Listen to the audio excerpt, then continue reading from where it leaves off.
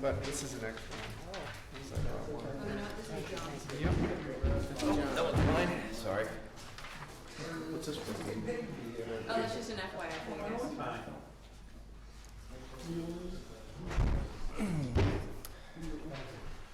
Hi, everybody. Welcome to the Jackson Select Board meeting for May 14th. We'll start our meeting at 4:35. First on the docket is to approve the meetings from April 2nd. So Take a move. motion. So move.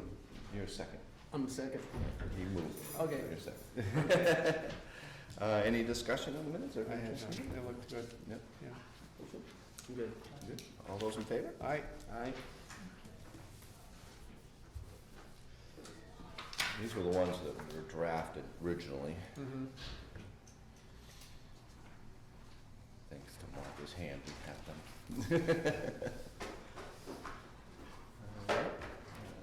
them. 1B is the minutes from the April 16th meeting. Motion to approve those. So move. Second. And any discussion on those? No, I have none. All those in favor? Aye.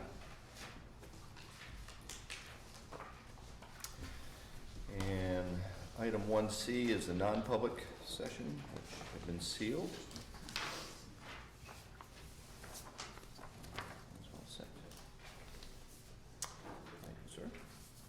Pass around back.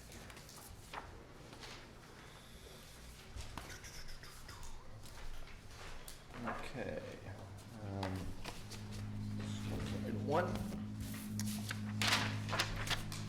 Item number 2 are the update on the action items. Thank you. Thank you.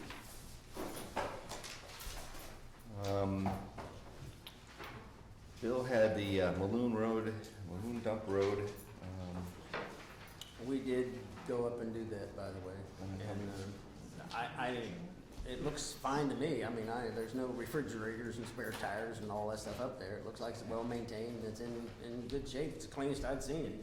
Okay. I've been up there probably over the last, I don't know, couple of 3 years, 4 or 5 times, and it looked in fine shape. I mean, if there was something up there, it's not there now. So Thanks for going up. Yeah, appreciate it. Nothing.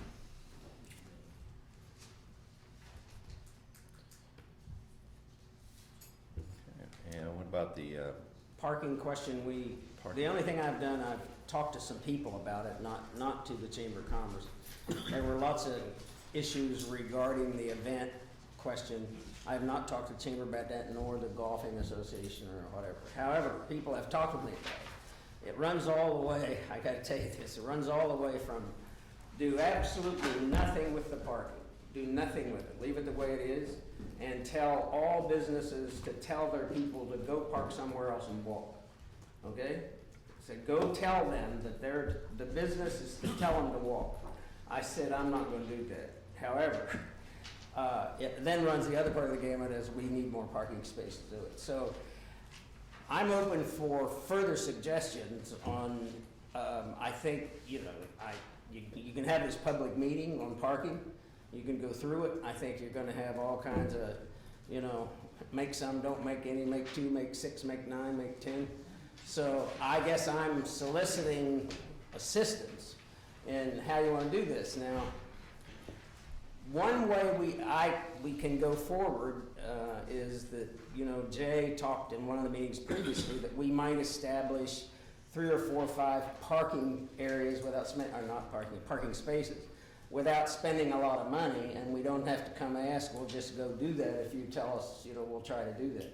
And then after that, decide if there's anything more we want to do before we go ahead. Because I did explain, if you're talking about spending a lot of money, we don't have it, wouldn't be until next year on a warrant article anyway.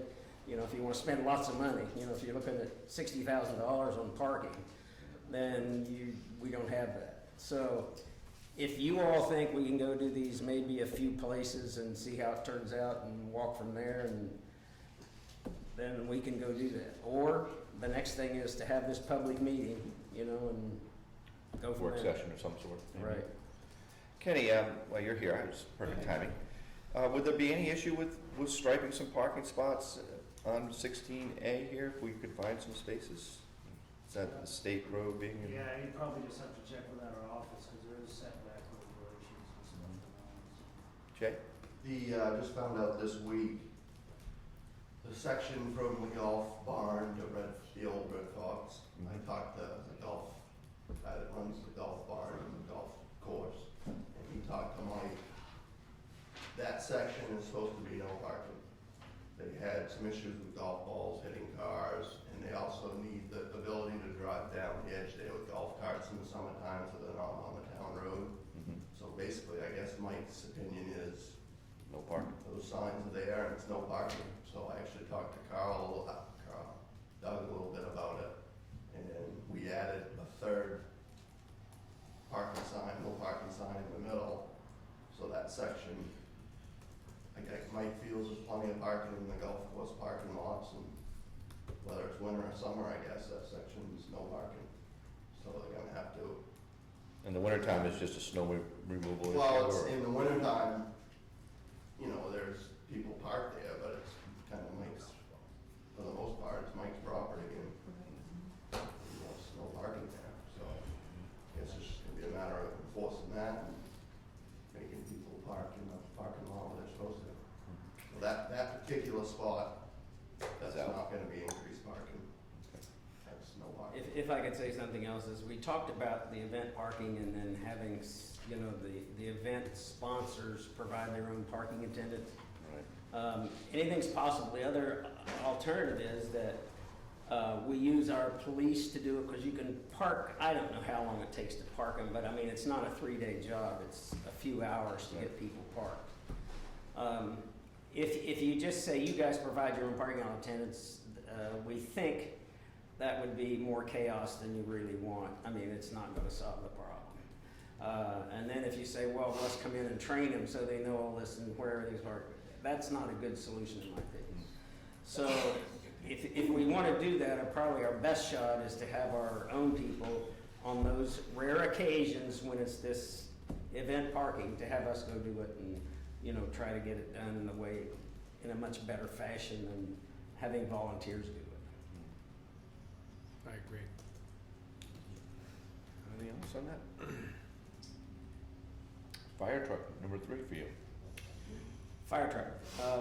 We had the meeting with the fire truck committee. I think you all have been through it. I mean, it's not a brand new subject. And we obviously are ready to move with it and make the make the offer or contract to get the truck up and running. I think it's all been approved. We're ready to do it. I guess the question is kind of a delivery time, and I think it was kind of discussed that not to have it delivered in the wintertime. It's about, I think he said 7 or 9 months to build it. 270 days. 270 days. How many months is that? 9. 9 months, okay. So in other words, you know, we went through the town meeting, it's all done. It's a matter of, I think, of us saying, okay, let's go ahead and sign the contract. Can I speak? I'm Glenn Davis, Lake Region Fire Apparatus. May I speak? I'm sorry. I didn't Sure, go ahead. before. I did speak with the factory about it, and we have a national show that occurs in the middle of April in Indianapolis at the Lucas Oil Stadium. And every year we take apparatus to that, and we have no problem in delay of delivery until warm weather. We would ask in lieu of that if we might be able to use that truck at that show. It would come directly from the show to here. So you'll see it the 3rd week in April, I think it is, roughly, thereabouts. Personally, I'd leave that up to Jay. It's not- quite an honor actually to have, Yeah, have your truck at that show. I don't have a problem with They that. come from all over the world to see it. Yeah. So it's a pretty big. I had Milford, New Hampshire's aerial there this spring. Last year I had Loudon's Bumper. I've had a number of trucks there every year that come from New England, based on my sales territory. And obviously, you know, it'd be quite an honor to have your truck there present to exhibit it to the rest of the world. I'm certainly fine with it. I think it's up to Jay. I mean, he runs the fire department. April, you said the show? It's, I think it's the 3rd week in April. 2nd or 3rd week. I can confirm those dates for you. No problem. The only other thing is, we discussed that just, to add some, I don't know, connection to the fire department is have the Jackson Grammar School name the new fire truck in the spring. So come up with some rules that the Jackson school kids name it and choose it and do all that stuff. Interesting. Bob's a good name if they're looking for something. Spelled the same way forwards or backwards. Takes care of that dyslexia If the shit. board is of mind what they might like to move forward, we do have contract here tonight, which I would need to have signed to move forward. And I also have a tax exemption, I need the town's EIN number and a signature with that as well. I'm ready to move ahead if you all are ready to move ahead. You have the paperwork with you? We do. That's not, Make a motion. You want a motion to sign? do we need to make a motion? I don't think so. Are the selectmen signing that? We didn't sign like the grader or any of the others. We're signing this one, okay. Yeah, it's a requirement. Right. This I make a motion that we sign for the new fire truck, do it today, and let Jay and the manufacturer decide on delivery date and work it out from there. Second, And to include it in the show. And to include the second, Any discussion? All those in favor? all right? Aye.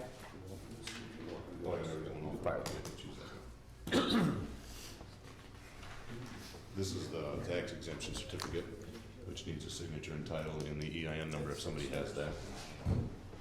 If not, I can fill it in later, that's fine. And that exempts you from excise tax. We'll take that exemption. Exactly. You want on a vehicle this magnitude. Jay, they're probably gonna fill it out with little holes so it looks good at the show. Just leave it right on. Thank you, sir. And this is our standard contractual sales agreement with the truck, pretty straightforward. It's in lieu of the conference, of the specs that are dated, that Jay has in his book that he's approved.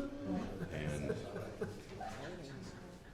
standard stuff, it's pretty similar to the one that we used the last time. Obviously, the town of Jackson, I need a signature, name and date, and a witness. I don't have any problem with that. Jay, have you read this? Yes. You've read this contract? I just want to be sure, you put your initials down the bottom of that contract. That you've read it and you understand what's in it. Date.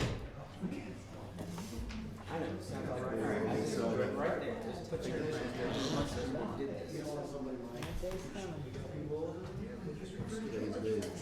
Where are you guys at? My operation's based in Tamworth, New Hampshire. The truck is manufactured just outside of Grand Rapids. I'm okay. We've been working for your town for years as far as service work goes, and the O2 was ours. And I think for about 20 years I've been working on the truck, so pretty good fit. Right. Yeah. That's where he was saying he got the whole connection. Jay has a copy of this. Okay. When it comes back from the factory, you'll have a copy with original link from us. Okay. Okay? High degree of trust with Jay. He walks on water in You need this a town. witness. Yeah. Down there? Depends who you ask. People worship, Jay worship.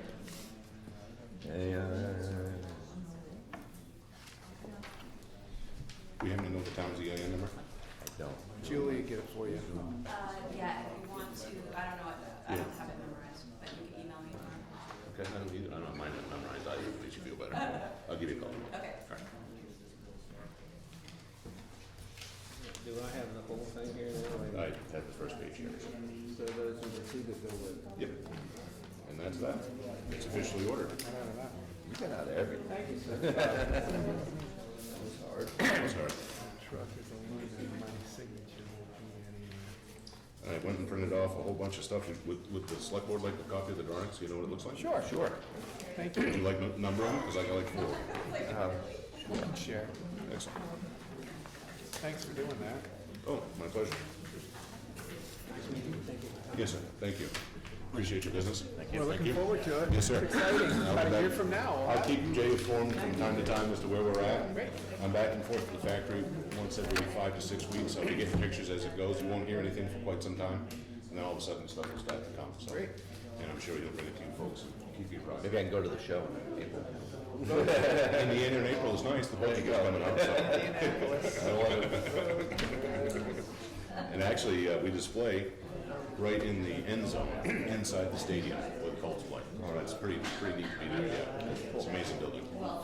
Thank you again. Thank you. Thank you.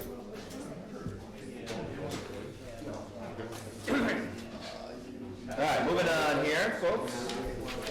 Don't ask any more.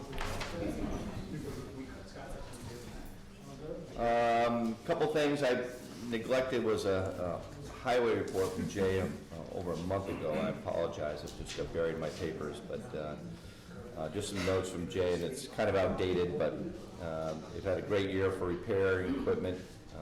It seems to be below average, right, Jay? Okay.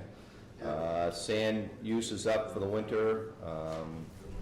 Had some ice storms, rainstorms in December and January. Salt budget's okay. We seem to be conserving salt as much as we can. Obviously, the season's over now, so that's good. Hopefully it's over anyways. Additions of the second small plow truck have been very efficient for you? The addition of the second small truck, that's good. Communications with the PD is very good. Officers in chief are very good to work with. Frost heaves have been bad. Obviously, those are gone now. 300-foot section of Dundee was reclaimed last year and has not held up very good due to very poor subgrade. The only way to solve this would be to full depth rebuild with a section, which would be very expensive to do. What we call that, a box cut? Is that what that was? Yeah, well, we did 2,600 feet, but there was a 300-foot section that didn't hold up. Yeah. And sweeping's all done, right? Get all that done. And thank you for that. And again, I apologize for not getting that out earlier. That was my oversight. We did get a thank you from the Brooks' family for doing the repair work up there. And we can, I suppose we can submit that and instead of reading it all, but they do sincerely thank you for your work up there, everybody, for doing the culvert up on Green Hill. Oh, you haven't done it? Oh. No. Thank you in advance. But it's a, They might be talking. we're talking about the winter. There was some damage or something done to the Oh, okay. edge lawn or something that I don't think we did anyway, Oh. but we fixed it, I guess. Well, they thank you anyway. Action items for me, I had the double head parking issue. We had a meeting back on the 30th. It went very well. About 7 people in attendance, and I wrote up some notes, and I think I can give those to Martha to put on e-news for anybody who wants to read that. Couple options. Basically, the Forest Service has a section area which was fairly flat, fairly dry, that could be used for a parking area. The issue with that, of course, is the time frame. You know, going through Forest Service, and they would thought it'd be a couple years out by the time all the approvals came out and all that. Obviously, that wouldn't help us in the immediate future. And we looked at the original spot and thought maybe, you know, maybe it'd be possible to kind of direct an entrance and, you know, restructure that, make it a little larger and more usable than it presently is. It only holds about 5 spots in a very wet, muddy area. I can see a lot of people get stuck in there. So that was one possibility. You know, the only options there would be some kind of easement from the Beals, or some memorandum of understanding where we would actually use the property but not own it, not have an easement. Rightfully, it's their property, it would be their property, and we would just be using it, and the materials and some of the work would be supplied by the Forest Service. And I know that they're working on that end of it, and writing up a map, a hand sketch map, so we can get that started. But again, probably nothing's going to happen before next winter rolls around, I would suspect, on that. Any questions or comments on that report? So there's two separate, Two separate places. The long-term fix, Long-term and then fix, and once the Forest Service gets their approval, assuming they do go ahead and put in a larger parking area further up the road, would that then, would we still keep the spot that's currently there I that would gets imagine expanded, decommission. or we decommission? Decommission it, Okay, yeah. that's the plan. well, I mean, that would be the, you know, the grand plan. Did the 7 people have that kind of conversation, or this would be a temporary, short-term thing? And then Well, once the- it wasn't really a temporary thing, it was like one or the other. It wasn't really a, you know, do this now and then we're gonna do the other ones 5 years down the road. We didn't discuss that really kind of at length. It was more do this one or do the other one. Revamp the existing lot, make it bigger, more usable, Okay. get an MOU, memorandum of understanding, Or pursue. pursue one the Forest Service. So was there a consensus on which way to go? I think generally speaking, again, it's, the ball is kind of in the Beals Park in terms of, moving on with the present lot. So we kind of felt that that would be more economical to do. Um, and, maybe allow seasonal parking on the road when it isn't winter time, if there's a hiking, a lot of hikers up there, campers. But that was kind of how we left it. And again, we didn't make any decisions. Yes, Bob? They got an excavator, they got a dump truck, I don't see why it'd be too expensive for them to build it themselves. Which one? The Forest Service one? National Forest, On the Forest Service property you're talking about? yeah. I think it was just, I don't think it was a question of being able to afford it or not. I think it was a question of how long it would take to get the paperwork and permitting and, all the surveying issues and taken care of. It wasn't, and then to, get the forces to get this pushed forward, because there's a long waiting list of projects for the Forest Service, my understanding. What's that? But that was, again, we haven't killed the idea, Bob. We're just exploring it. But, I would like to see it up there myself. I think it's a nice flat area, be off the side of the road. The only problem with it was the skiers coming down off the trail. It wasn't really gravity feeding very well. They would be inconvenienced a bit by having to walk uphill to their car at the end. But They have to walk uphill to get the cabin. I know, that's true, but, that was the other side of it. It wasn't really lined up with the ski trail the way they would liked it. Not to say they couldn't redirect it or redirect the trail, but that was just an issue. The thing I like about that new site, even though it would be quite a wait, is get the whole parking issue away from someone's private drive. Right, it's between Peckwitz's and the Weeders, so it's, Right. It would kind of alleviate both problems, because John's having problems up there, John and Linda Yeah. having problems up there parking as well, Right. people parking in their driveway, so. But again, we're just looking at it, and I'm glad to take anybody's input, and, see where it goes from there. But I haven't heard, I did call the Beals and left a message, and we did email my notes, but we haven't heard back from them yet. So that's the next step is. That's the next step, see what their Okay. opinion is and Great. see where they go. They may shut it down completely, they may want to go for it, Mhm. and then we'll deal with it, I guess. Okay. Any other comments on that one?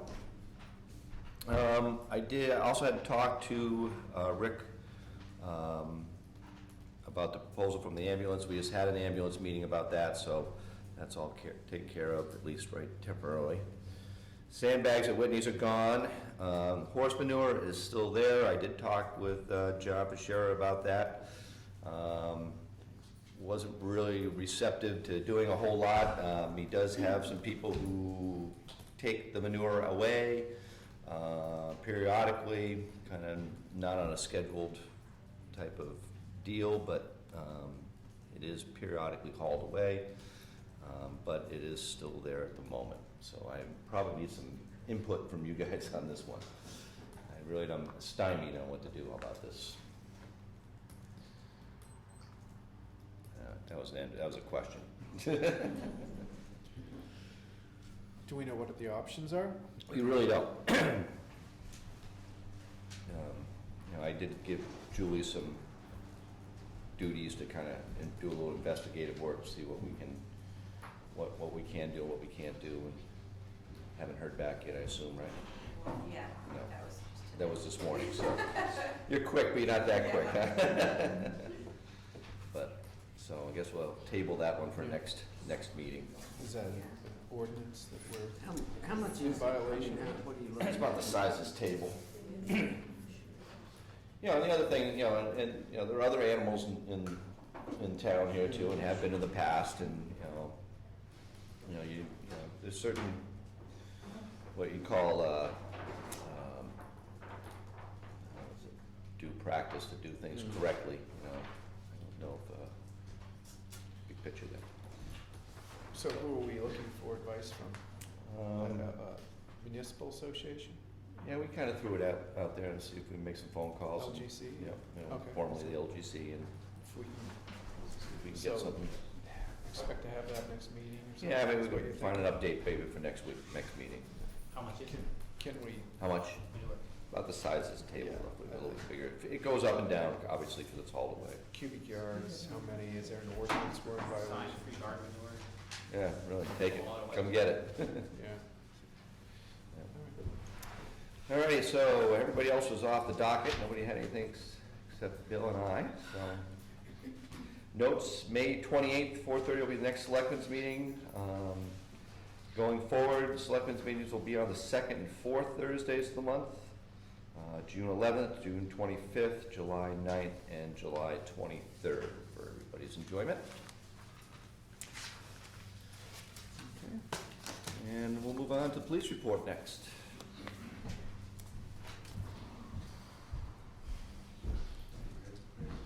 Good afternoon, gentlemen, Good afternoon. everybody. Couple of things. I guess firstly, I went to a chiefs meeting this morning at Troop E with all the different chiefs in the county. And one of the biggest things we're trying to get out to the public prior to today and from today going forward is the Driving Towards Zero project, which is the new legislation that deals with hands-free driving. You can no longer use a cell phone, you can no longer use GPS or anything that involves data input. Two-way radios, the FRS, personal radios, CDs, those are exempted. And there is no law enforcement exemption for telephone usage either. So you have to go to a Bluetooth over your ear or something on your visor, something that's completely hands-free. I have these cards available in the office. I've also put a stack at Karen's window, and it pretty much details what you can and cannot do. It also outlines the fine schedule for that. The first offense is gonna be a $100 fine, it's a violation. The second offense is gonna be $250 fine, and the third offense is gonna be $500, and it's cumulative from there. And it will be kept on record. So, we're expecting, in terms of law enforcement, we're expecting a very long, large learning curve for everybody, but the best thing we can do is get the word out that it does become effective on July 1st. So, if you see or are seen with the phone growing out of your ear driving, you're probably gonna get pulled over. Feel free to give me a call if you have any questions. On our cell phone while we're driving? That's right. Please do. Well, one of the questions that I get frequently, because we've been making proactive motor vehicle stops, and there is some confusion. People have asked, does that include holding a cup of coffee while I'm driving?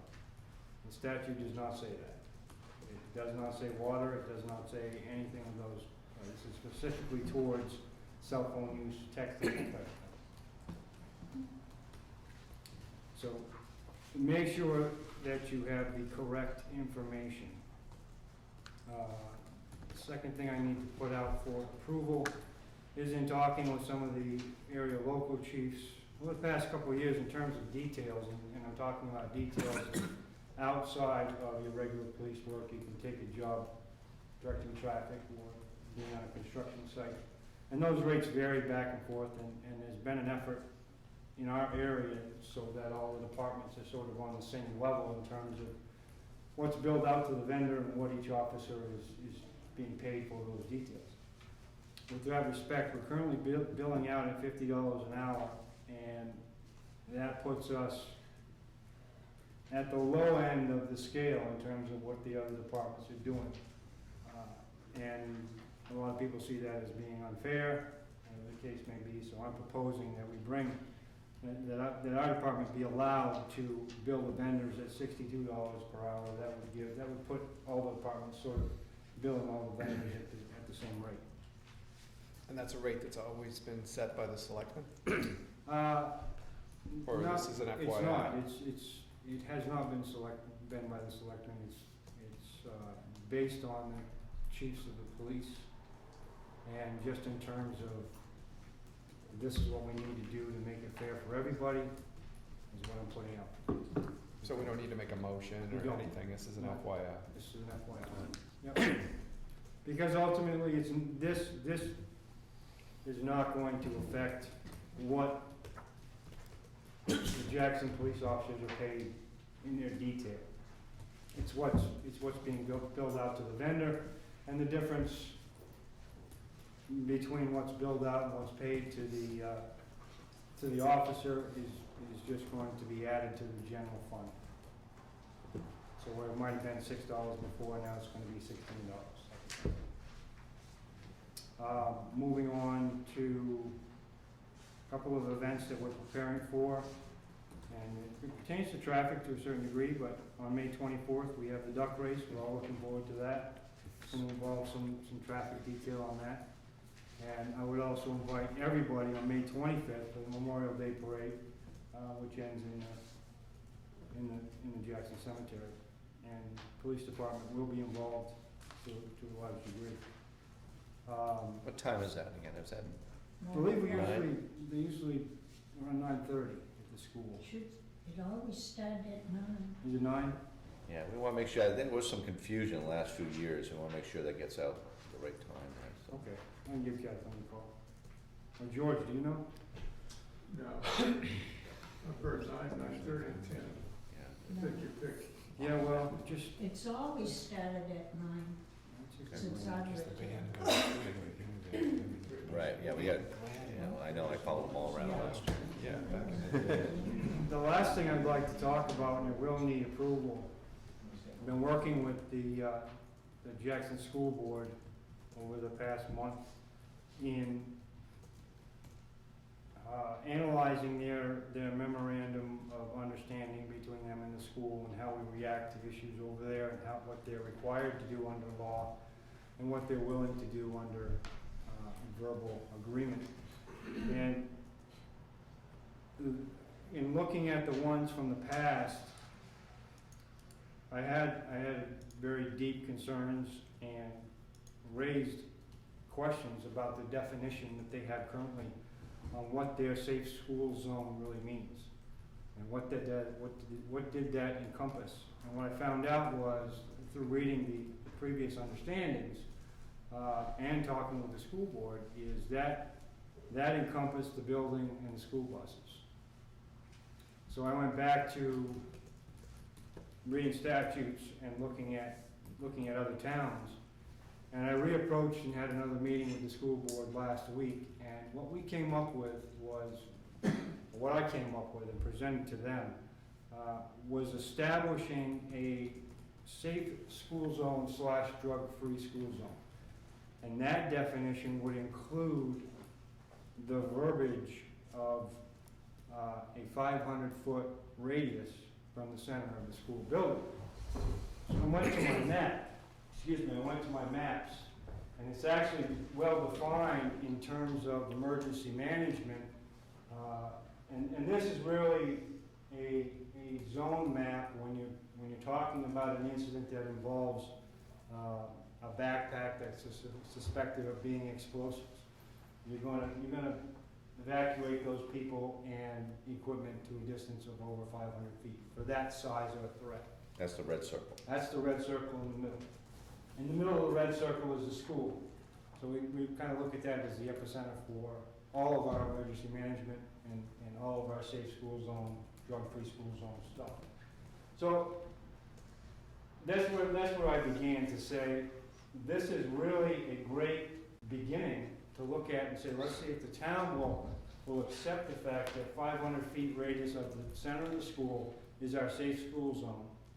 That would allow us to look at and make phone calls to the state and say, can you paint that slow school zone on the tar for us?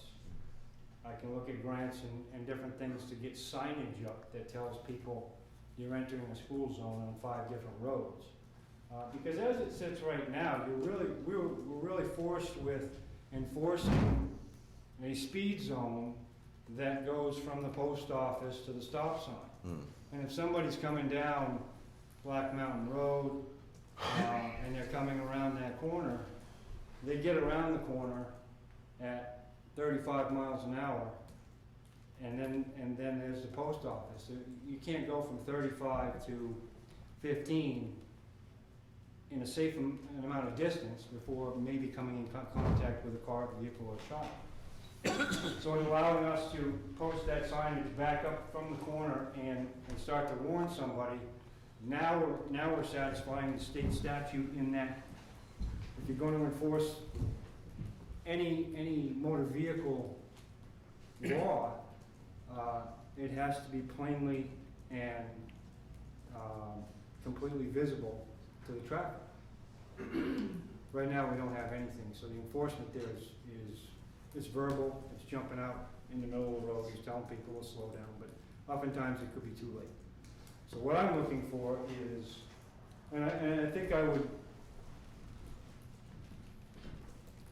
ask too that this is, what we don't want to happen is this circle, this zone, the red line actually cuts right through the middle of the Snowflake Inn.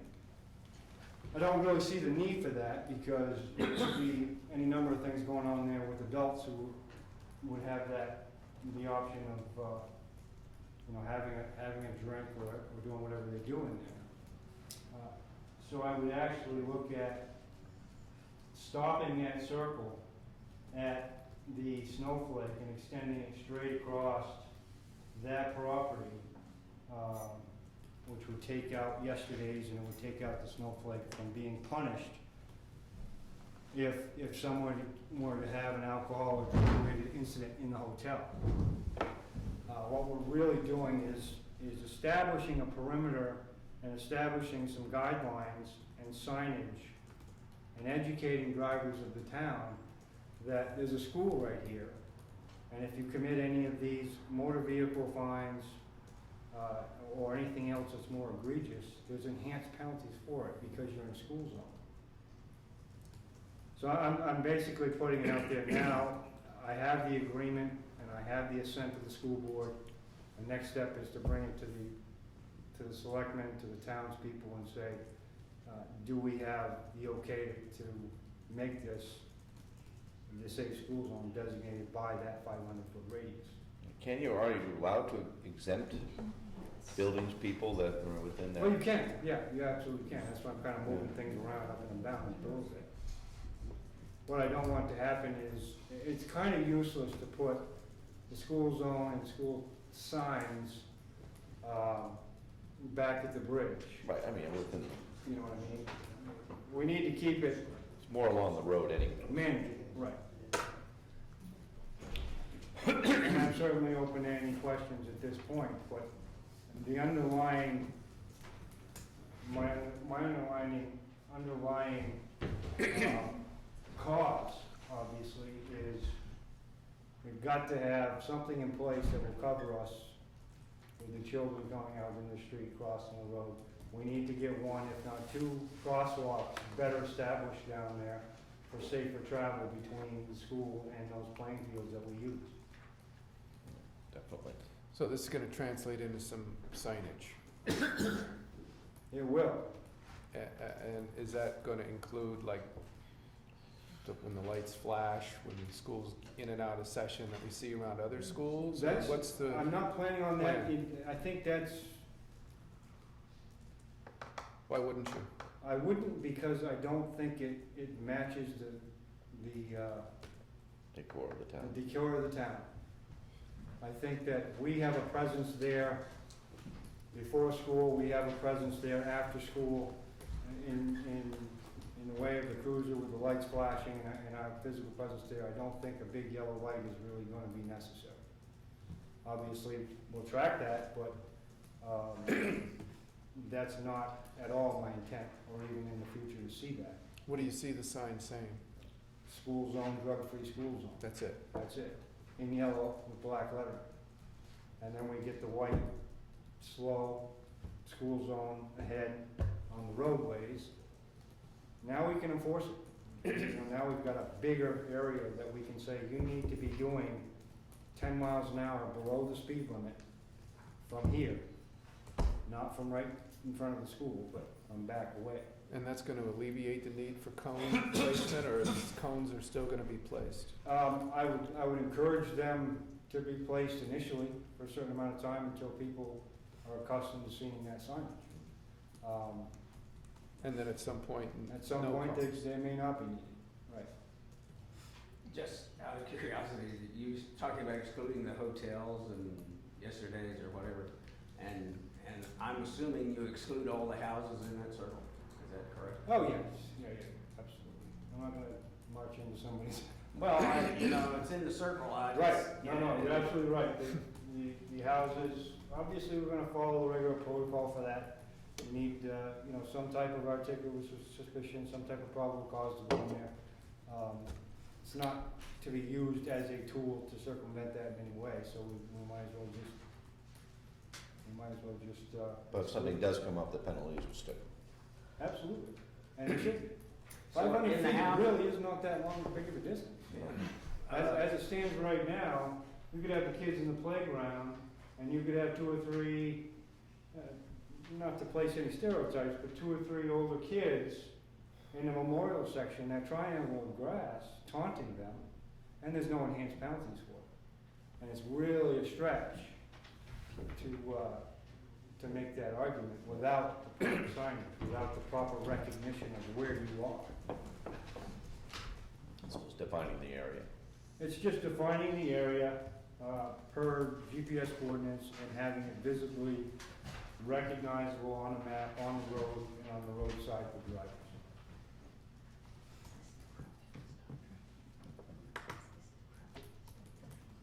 Anything else? Is there anything we have to do right away, or? you wanna- You can tell me to go ahead, or you can tell you want to table it to discuss it and think about it. I'm gonna table it and discuss it, think about it, 'cause I don't wanna get in a mess with this other stuff, I don't know, I'm not comfortable with it the way it is. Okay? So, I'm wondering if you could, when you come back, if it's an ongoing issue or whatever, you don't have to worry about it necessarily until, it'd be nice to have everything in place by next school year. Yeah. Yeah. So we get Have you one. got a template on the sign? Are these signs already exist? Can we They see already what they're gonna exist in look like? standardized signs, yeah. Can you bring one of those? Can you be specific on where you see these signs placed? Sure. Switch back, just exactly where, give us a sense of that. I think that might be helpful. Absolutely. My question arises from just how are you gonna deal with all the, if you wanna call it civilian housing within that circle? What, I mean, if you're not intending to do anything to the hotel because they have their own activities, then what would be why would you not exclude the, you don't have to answer it now, I'm just. I'm totally prepared to answer it now. I'm totally prepared to say that I brought this as a visual, but the second portion of this, it gets translated to text. And in that text would be the exclusion of the house at whatever the address is, the hotel at whatever that address Okay, is. okay. And then I can come back and actually, I can actually blow that up, or enlarge that area and put push pins in and show you where I think the signs need to go in terms of the relative space to the school. If that's what you want to see, then I'm prepared to do that. This is What sort if of, somebody was staying at the inn and they, were, doing something with drugs or something like that, but they've been excluded? that's a separate issue, and that becomes a hotel issue.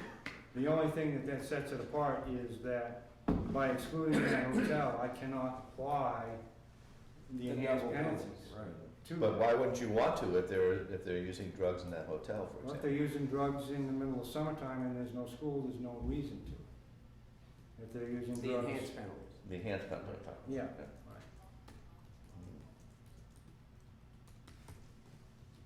They're still subject to all the normal laws of the They're state. still subject Right, to but all they're the laws of the not for state. the double. Right. Right.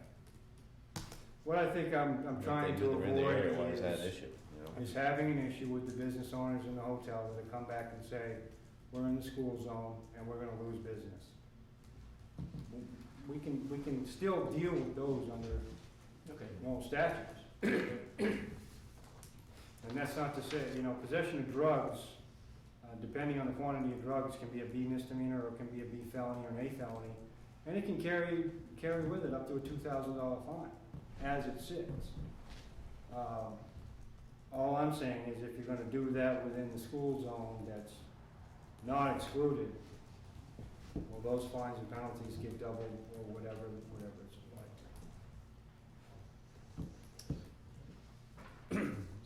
guess we'll table it until we get some more info and where things are going and. So you wanna see a sample of Well, if you signage? got that and, Yep. and a clear understanding, I mean, you're talking about text, is this something that's gonna translate into school board policy, or what did you mean? What it's going to, I actually have it, I fully was expecting the mutual aid or the memorandum of understanding to come from Dr. Nelson today, but he didn't fax it to me. Okay. I already have that in writing, or his portion of it, in terms of what the, Let's take a look at that too. Yeah. you know, what the definition of that will be. What I have as a template, a rough template, is the exempted buildings and how that's worded out. Okay, And I can certainly bring that to the next Yeah. meeting and Let's we do can that. look at it. that'd be again. great. But I'd love to see this for the next school year. Especially since, and just as a segue, we're involved now with the school on a couple of different levels. Every Thursday, we're at their assembly every morning, learning the kids' names. And every Friday afternoon, this will be our third week interacting with the kids after school in our program. And right now, we're doing kickball, and we've got great turnout. The parents are there, and everybody's active for a couple of hours, and that's going very well too. So if we keep that momentum going, I think that, I think the relationship between the town and the school can only get better. And that was real commendable, and you should be acknowledged for that and outreach. It's a great way to kind of bridge whatever gap might have been there.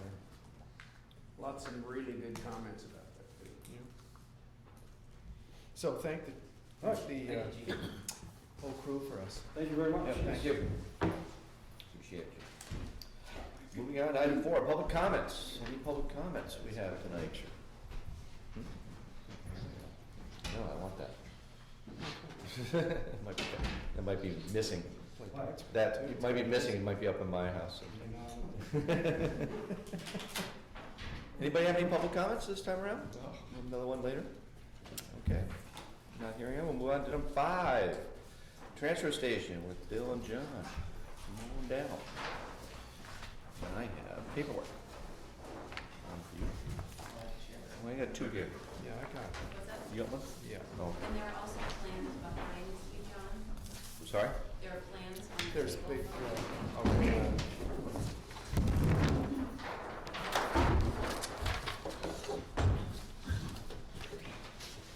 They're like, I got all the ones I got, like, or I don't know which ones you want. Yeah, no, I made a set for each of the There's selectmen, these. whatever it was. the small 8.5 by 11 ones. No, I made The big full-size ones. sets for you. Where did I get those little 8.5 by 11 ones that I left John and the crew up there? They were colored. I thought I got them from Julia. She doesn't have them, but at any rate. I might have brought them for a previous meeting or So something. we each got a copy of those. Oh, that's great.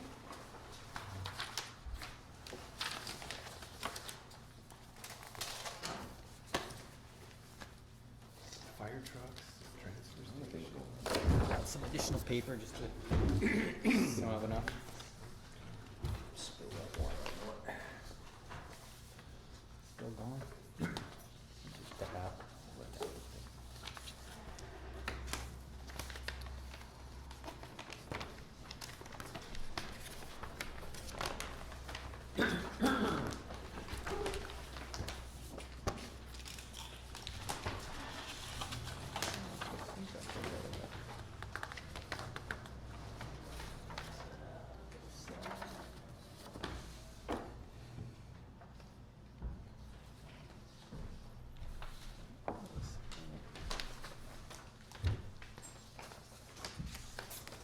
One more after that.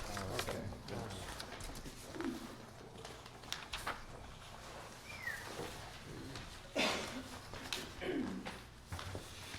Set. So it's 2 plans here, is that? 3. Oh, here's the third one. Thank you.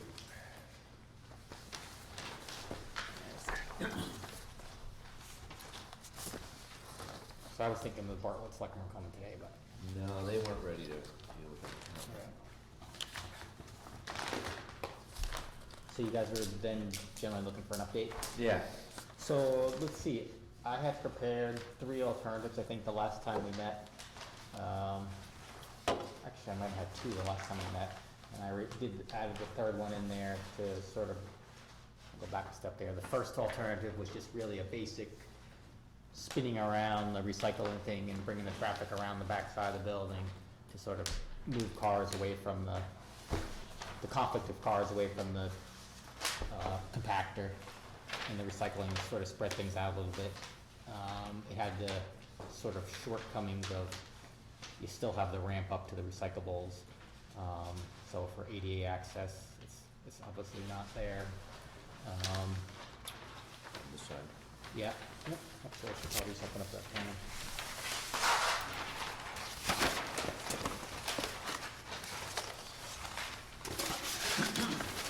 That was concept one. So there's nothing to hold from.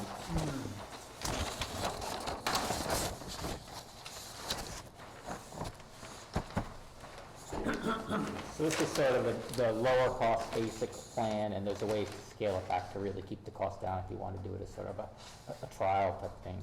We were also talking about cutting some openings in the end of the building so that we could put cardboard and paper right in through a window into the building so it's not getting wet, and then they could, bail it there. That involved relocating the bailers to basically do that. So that was the first plan I prepared. The second one was a little bit elaborated on that. Basically, we built a retaining wall around the face of the building and then heading down to where we've got additional recyclable bins. We've got covered roofs, so this brings it up to ADA access. It sort of makes it, a finished product, I guess you'd say. And then the third option, I'm just trying to form it here, was the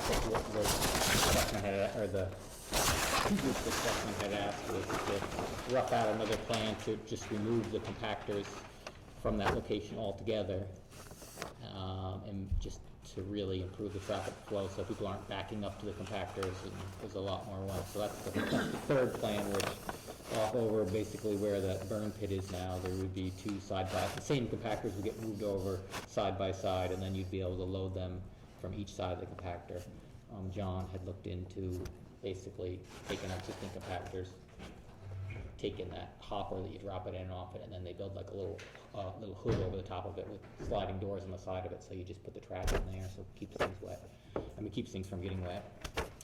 So that's the third option. Just take some room to lay that out so you can get access to the trucks, the roll-off trucks coming to pull all the trash away. Yeah, so that was sort of a summary, and then I just handed to you a summary of each one with sort of the advantages and disadvantages of each one, and I also roughed out costs for each one as if you were hiring a contractor to do it, not using the town forces to do it. So those numbers are, it ranges from, from roughly $70,000 to the larger one, $340,000. Staff would lower that cost. The staff would certainly lower it by at least a third to a half, something like that, if the town road crew does most of the Like construction. if we got the police up there to work a couple of shifts. I included in a lot of items, so those numbers I think Office staff. are fairly inflated. I included in a fair budget for like site lighting and put additional lights all around those. Yeah. You put in 5 poles at Yeah. a couple $1,000s a pole, and you can add up. Shed's the As a- same for each option. Excuse me. The shed has been renovated. It's the same for each option. I Right. thought we were looking at a different renovation for one of them at one point, but same use. You've got the side hopper area there. Right. So basically, the option 3 could be built on after. Right. So you could do like you could basically do the option 2 first, Phases. and Yeah. then do 3 later on if you found out that it didn't, if you wanted to improve it even further. So it lets you build off of it. You do have to restrike, basically change the direction of traffic to do that, so there's a slight modification, but basically everything else is laid out the same, so.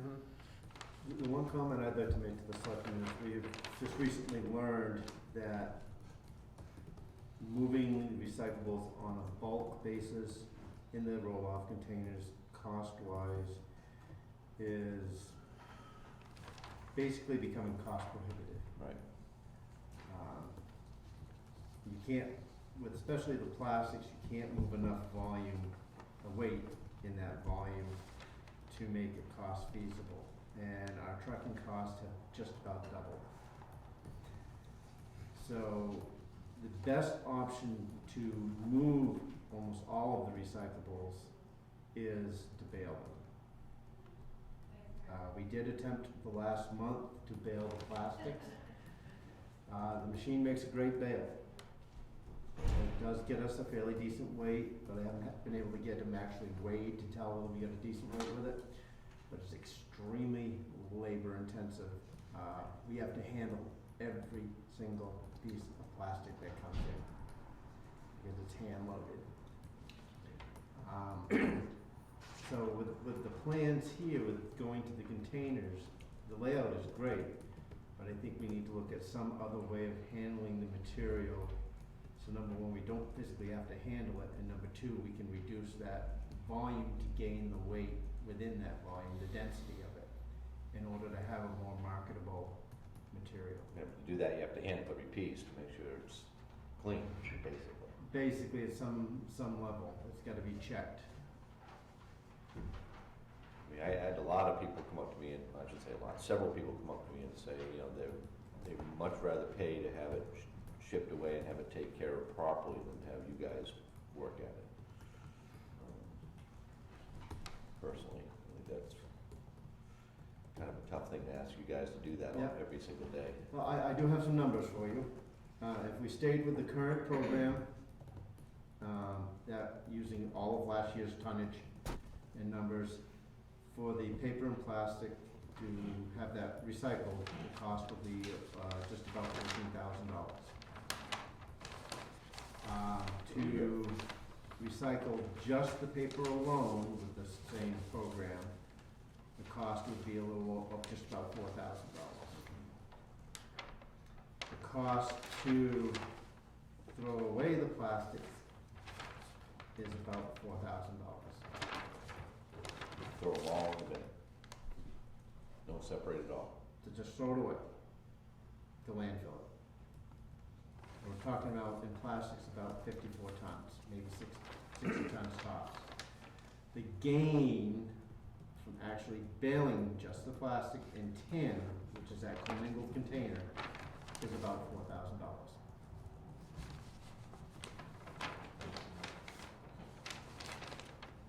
So not a whole lot to be gained. If the total cost, if we Plus all the handling. if we throw away the plastic and throw away and recycle the paper, which is one of the easiest and most dense items to recycle, would be a cost of just low over $7,000.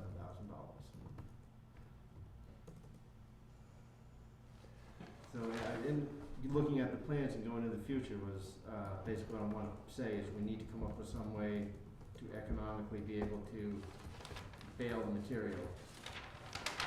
Or pay to have all of it. Yeah, that, once we bale it, then we can make a revenue off it. Right. And the more it is sorted on site, the more revenue you can make. But that's not really time, I mean, it's so time consuming. Very time consuming. Right. We certainly don't wanna hire anybody else. But as far as the renovation of the dump site, or transfer station site, we're, to start baling, you need a plastic, specific baler. That baler works for it. The key is, in the difference between a horizontal and a vertical baler, Right. is a horizontal baler can be loaded mechanically. Right. Because it has knives on it that Right. cut the material. The vertical baler's gotta be loaded by hand. Is the sorting of, is the handling of the plastic due to sorting it to make sure you have the right material? Or That's is- part of it. Most of it is the actual loading. Right, but do you, are you gonna have to, no matter what, regardless of which way the baler is, do you still have to handle piece by piece? No. So you're just gonna, It would Not be, sure the yet. typical way that it's done is it's placed on a table as the people dump it. yeah, So then the non-recyclable items are removed and the rest are just pushed in, and then it's mechanically loaded into the baler. And you were talking to me about that, a horizontal baler used would be about $60,000. So what we're looking at right here is based on what we've got for balers and Mhm. what we've got for recycling capacity. And these numbers are high enough.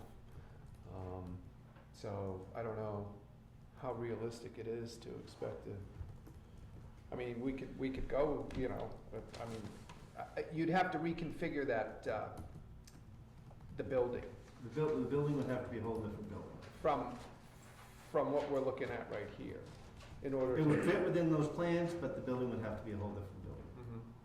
Mhm. That's, I guess the only point I wanna make is, in looking at the full layout, and,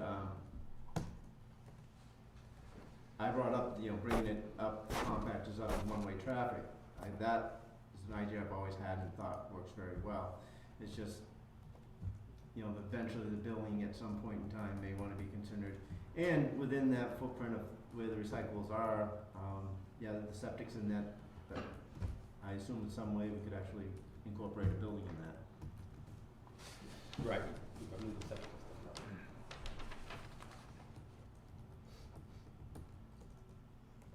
So this is where we're at, these options, and that's what we asked, is if you could give us some sense of a cost to implement these ideas, and that's what you did. So, obviously, it's gonna take both boards coming together and talking about that, and what John's talking about would be a further renovation to the plans in front of us, right?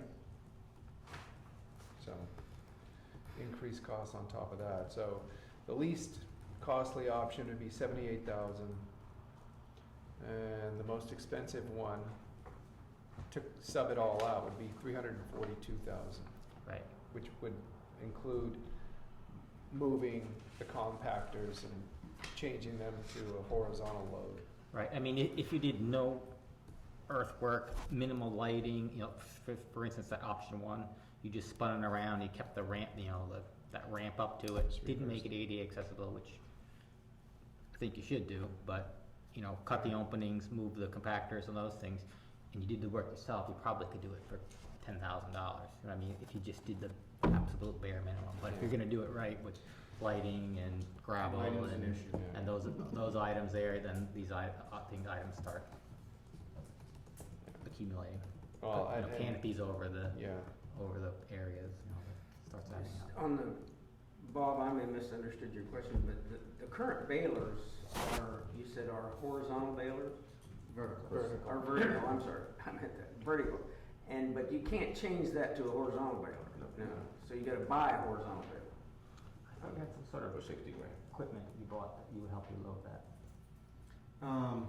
It helps a little bit, but just the mechanics of it, the way the door is. Didn't work out. Just did not work out. Yeah. Did not work out.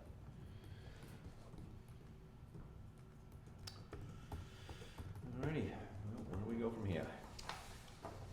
well, I think both John and Jean left, thinking they were gonna try and schedule a meeting for both boards to come together. And to me, it makes, if we're gonna do anything up there, I think it's probably reasonable to work towards making it ADA compliant. I think so too. I mean, really, I just can't imagine putting this level of investment into this project and not having it ADA compliant, which takes us to at least option number 2. Right. With a retail price tag of $172,000. We have, what, 98,000, 95,000 in a Double check. trust fund right in there. Bartlett doesn't have one. So all this would need to be put together for them to put before their voters next March. So it's really work we need to do right now in order to get ready to do it a year from now. I mean, come to a consensus of. Yeah, I mean, I could work What? with Jay or Travis or whatever, and get the cost from Jay that he's gonna build it, you know what I mean, and then that would give you a, Mhm. Yeah, you know, Assuming he has the time. Yeah, I think that's, Bill, any comments? I guess I would feel better after the, come to Jesus meeting with Bart, to see what they really.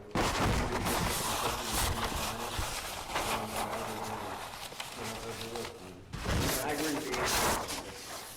Unless Bart embraces this.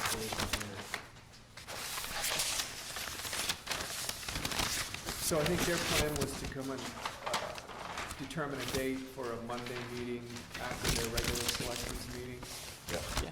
which would be something I'm sure that we'll need to vote that, sure, Yeah. go over, but I don't really think our options are missing too much. I mean, these are the priorities. Do you wanna keep these together, or do you want us to? no, they're all yours, so These you. are ours. Jerry? Just gonna ask relative to the plastic, do we know what Conway does with their plastic now? They have a horizontal bale that they do. I don't know how much they do for a pre-sort, but that's what they move it into. Do they make money with it, or? What I was wondering is, rather than throwing our plastic in our regular dumpster, or regular compactor, if they would be willing to take it. We've explored that option before, and we haven't had any, either with Anastasio, which we're part of, or a landfill. Neither of them have been very receptive to taking the material. On that comment, the market is very edgy right now, and trying to move any commodity is difficult. Well, one of the biggest things we were looking at was a way to make that traffic flow up there more efficient. I think all three of the options do that. Yeah. And so I appreciate that solution being built into even the low-cost one. But yeah, it's gonna be interesting to see how both boards come together and talk about it. It's good work All right, to good. put all these Anybody else together. have I any really comments or appreciate it. anything? Appreciate it. You're welcome. Just Yeah. one, does it include scales? It does not. No. Is it difficult to repurpose the money that the capital reserve fund that you referred to is actually for a scale? Or as I recall, that's what it was. Is it difficult to repurpose that towards whatever else we felt that we could do? I don't believe the capital reserve fund has any constraints on it, like it can only be used for a scale. Is that what you're feeling? I believe the wording that was changed so that it didn't incorporate just scales, it was for Was not capital. limited. I think we could Yeah. repurpose it, I just. Right. Maybe we can get that language for the next meeting and at least figure that out. Thanks, Barry. Thank you. Thanks, guys. Thank you. Okay, we already had the fire truck update, so we're all set with that.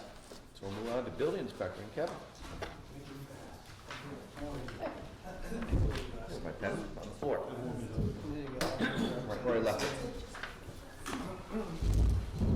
Let's see what I have. Well, on the list, we have lots of new permits out, little projects, 2 new houses going in. There's actually 2 from last year that are being completed. Let's see what else is going on here. I signed the Dana Place demo permit today. I got the paperwork back from the asbestos removal. Environmental services from, I guess, the state were up there doing air quality. You can check in air quality and everything came out good. So I signed it so he can go ahead and demolish the building. And I think that, I think it might happen in like 3 weeks. I think the fire department's going up there to do one more training session, maybe next Tuesday or Tuesday after that, and then I think he's gonna have someone from down south here, a demo company, come up and put in dumpsters. Let's see, what else is going on?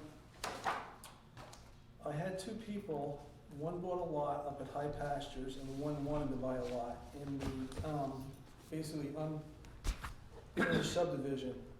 So there were a lot of questions, and I sent, a bunch of paperwork to the planning board. They came back, said everything was all right.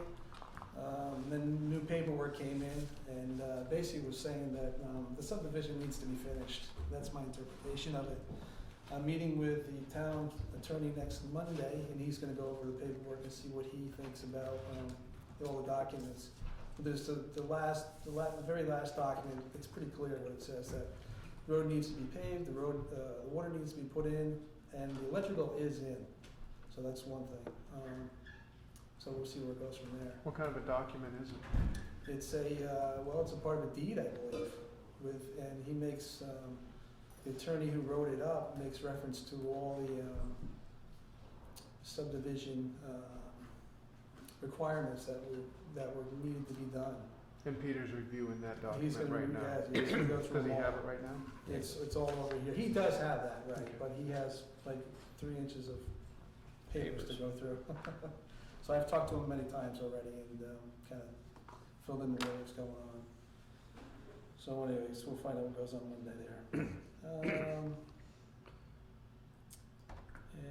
I caught 2 people without permits in town, doing work, electrical work especially.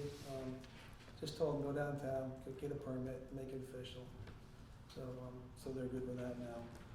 And I see the number 9 here, the Wildcat Townhouse Resort. That's an issue that's just came up for me in the last week.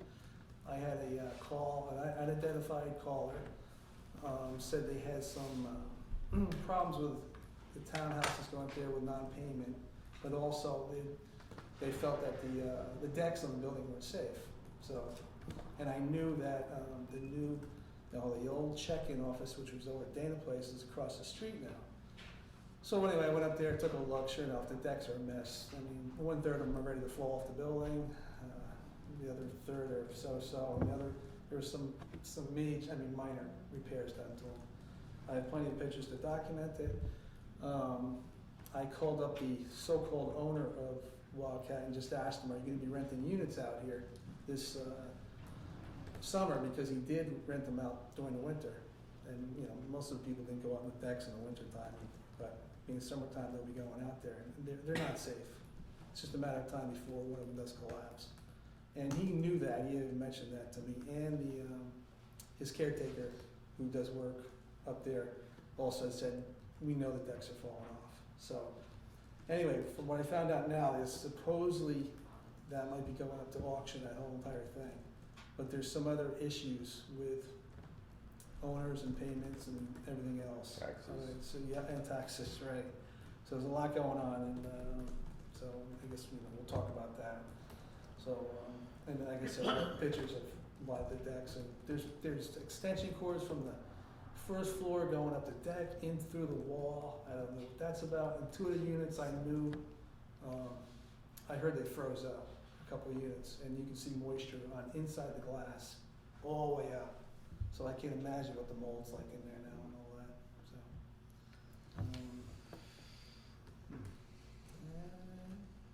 I think that's it.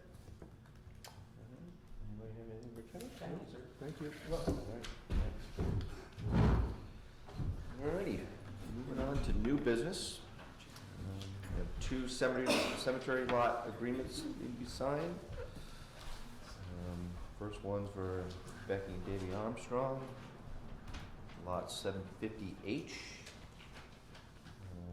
Do we need a motion to sign these in? Imagine. So moved. Second. Make a motion to sign both. All right, Second. any questions? Concerns? All those in favor? Aye. And the second one is Christine Murphy, number 321F. Motion to approve? Motion to approve, second. All those in favor? Aye.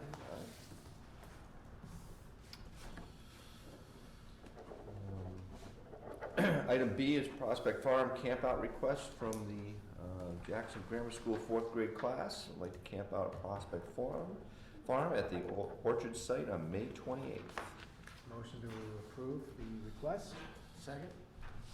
Any discussion on that? Those in favor? Aye. You let Dexter know tomorrow, he was anxious. Anxious. Thank you. I hate, Hand up. sorry?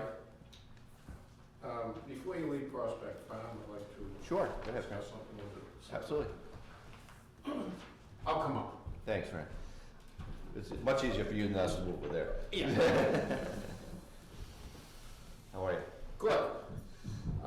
Last winter, and I just found a newspaper recently, there was an article about a plan and recommendations. I guess the Conservation Commission was gonna give it to the town, or to the selectmen regarding Prospect Farm, and I don't know what it involved in, access to it. And the reason I'm here is, I own 100 acres up there on the backside of Prospect Farm. Has two boundaries of the Forest Service and two boundaries of Prospect Farm. And it's been, years ago I questioned Peter Kelly about a permanent access up there. It never really did get resolved, and I recently found out that I guess around that time, the town commissioned their lawyer to look into it, and I understand there's a letter from the lawyer saying that it is in Prospect Farm folder or something, I don't know where it is, but it's in the town records, that it is a town road, so in that case, I guess I would have an access to, a regular access.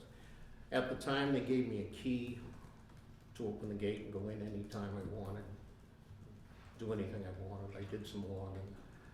I don't expect you people to be able to answer any questions on that because I'm just popping it on you now.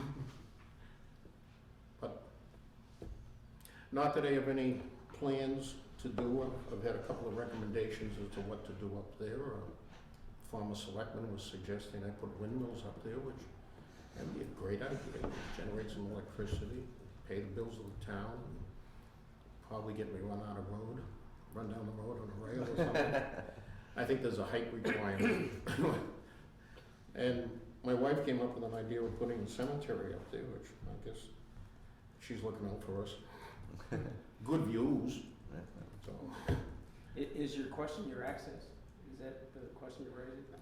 Yeah. Well, the first thing is, was there a report that was given to the town? And I'd like to get a copy of it at some time. As the newspaper article referred to, I guess it came from the Conservation Commission, was gonna go to the selectmen regarding it. Well, we had an issue with the gate and letting people use the property. That was the most recent issue we've had up there. That was the one that came up recently. I'm not really sure what you're talking about. Why not? Yeah, there was talk from the Conservation Commission about putting a warrant article on redefining some of the uses, but that didn't happen, and there haven't been any uses that have been changed in any way, shape, or form up there. We basically looked at each other and tried to figure out if we knew what was a permitted and acceptable use and what wasn't, and we did research and went back to all the town meetings, and we didn't make any recommendations that any of the uses up there be changed at all. You know, I guess it's intended for recreational use. Right. That's right. You know, and I mean, we started with the 1972 town report, where there was a conservation commission study and recommendation to the town, and all of their recommendations were accepted, and then there were some changes, I think one or two since then, that people felt that snowmobile use, there was a vote, I think in 92, is B here, in 92 there was a vote that allowed snowmobile use for Jackson residents. yeah. And that was, I think, the only town meeting change that had been voted in since the original recommendations were made in '72. We haven't made any recommendation changes. Yeah. No changes up there. So, Okay. and we've got a key checkout process now and a sheet that defines clearly all of the guidelines for use up there. That's one of the reasons that we voted on that tonight, is like overnight camping is something that the selectmen are supposed to approve as it was written, so that kind of thing. She can probably send you out with one of those sheets if you wanna look it over, it's pretty clear. Of course, anything that I would do is I just drive up to go Right. onto my property and that's it. Right. That, we couldn't interpret anything that ever denied anybody access, or non, recreational use of vehicles to get up there to transport out deer, if you're taking a deer, or whatever it is. So, no changes. Well, And we're aware you have a lot of land up there, we knew that. yeah, and if you have a good idea what to do with it. You came up with a couple of good ones.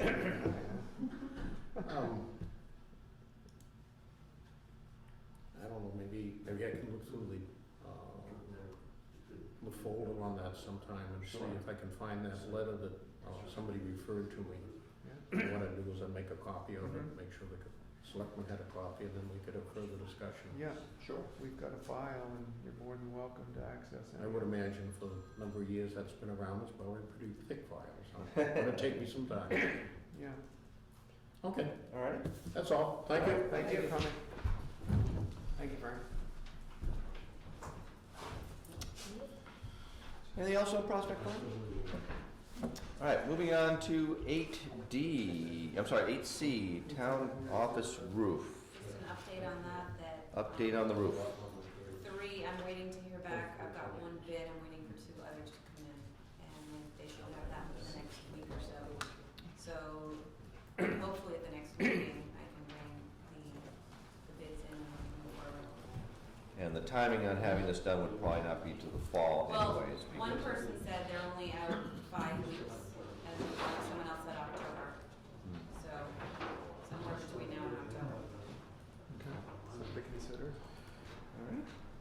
Maybe the hungry one will do it right away. Yeah. Item 8D, community profile.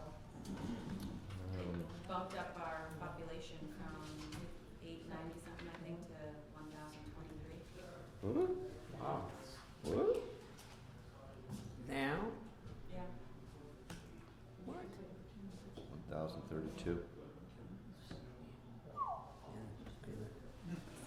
13? That's not an official census change. No, it's not. That's a result of Projection? Jason's work. That's from the census, That is from the census. 2010 census. 2013. 2010 was the census. They did that was every done. 10 years. I thought that, oh, But they updated it for 2013. 2013. I don't know how they did it, but Huh. so I don't know that.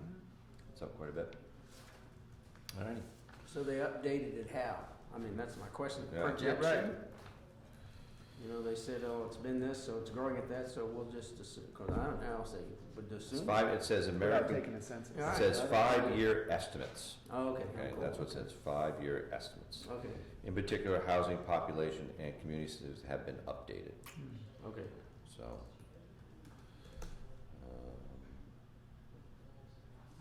Call in if you have some questions on how they did it, but I think it's only estimate, because like I said, the census. Estimates is fine. It's not I was trying official. to just Yeah. figure it out. Population trends. Hmm. Alrighty. Alright, tax warrant. That is just a request to have you guys sign that outside of the meeting, because Jason's going to have all the information done for me next Tuesday, the 19th, next Tuesday. And then we can print, the tax bills after that, after you guys sign. So we need a motion to sign that outside of the Yeah. meeting, tax warrant. Make a motion to sign the tax warrant outside the meeting. So, a second. Alright, all those in favor? Aye. Alright, and item F, Valley Crossroad Bridge, I guess it's been red listed. Yeah, at least on the state report, it said some structure and the decking was poor, I guess, or something like that. But the structure, the actual beams, are satisfactory. So anyway, A lot Jay of and I. cosmetic stuff to it. Yeah, Jay and I went up and looked at the bridge, and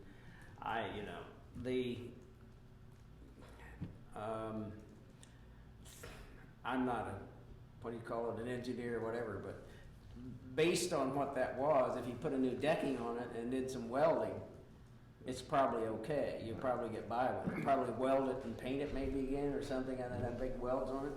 But the beams and everything, they're saying they're fine, they look fine, they were put up much later, big Right. steel beams under there. So the question, I guess, becomes is, do you do an estimate of putting a deck on it and then weld the framework looks threatening. What looks threatening is this, whatever you call it, the bridge was originally done, as I understand, down the creek somewhere, and then the braces that appear to be the old hold it up on either side is not holding up the bridge anymore. So what you're trying to do is clean it up, make it look like it's nice and cosmetic. It's all cosmetic, maybe except the base. So I guess we could ask Jay if he could. I don't know whether he can put a deck in it or not. I don't know how. Well, he did one by Wilson Road by my house, not too long They ago. did? Yep. Well, then they should be able to do that deck theoretically. I think it was like 15 grand if I remember correctly, but I don't trust my memory to do that bridge. That's about a little shorter than the one that's over there, I think. I believe Jeff Perry did that work. But I think that the Valley Crossroad Bridge has got some issues with the walkway, the pedestrian walkway, as well as a lot of those welds that have been done right at bridge, at road level. And I think that the sense was, this might be something we need to start talking about and developing a 3 to 5 year plan on just what we want to invest in that bridge and because he shows us all the girders and the decking, the road decking is as solid as can be, but that overarching iron structure there, is that something we want to keep because it's a landmark? Do we want it taken out of there and have the walkway redone in some way, shape, or form? And of course, then there's the aesthetic value. Are people going to be offended if we change the look of the bridge, even though structurally it's probably part of what got the thing red flagged in the first place was. So it's probably a conversation we need to. Put it on our to-do list, I guess. No, we got the ambulance off, Yeah. so we'll put Add some one things more. on there. So. But I think at some point in time, probably having somebody that knows a lot more about bridges than the three of us, go up there, take a look, come up with a recommendation, get a sense of what is good up there long-term and what we need to be thinking about doing for it. Is there somebody in the state that would do that for us, or do we have to do Burr? HEB. I think Jay, course, but- I think Jay said something about have Burr look at it. Yeah, we talked about that, and I said, I don't know why Burr wouldn't be a decent enough starting point, just to give us a sense of what could be done or should be done. Well, let's engage Burr into. I would say that'd be a good start. Get him to fix the transfer station, then we'll put him to work on the bridge. All right. Bill, do you want me to put that on as an action item with you and Jay, with Burr? I guess, Jay doesn't report to me. I'll do whatever, needs to No, be. Highway. Do you want me to put it for you? Yeah. Okay.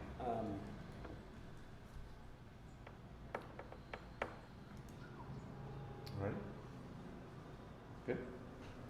All right, moving on to the timber tax.